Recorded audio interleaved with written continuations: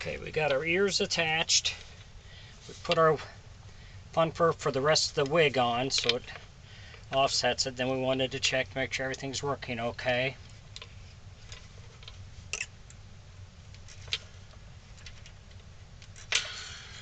So we got that done.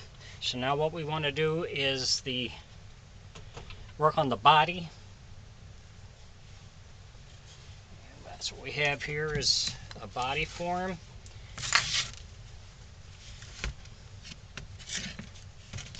So we got our hands. These are our hands.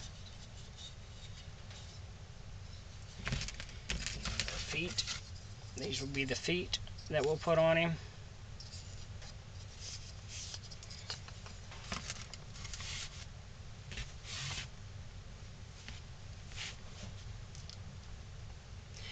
If you enjoy my videos, please like and subscribe on my YouTube page. I'd appreciate it. If you have any questions or comments, put it in my comment section. I'll get back with you.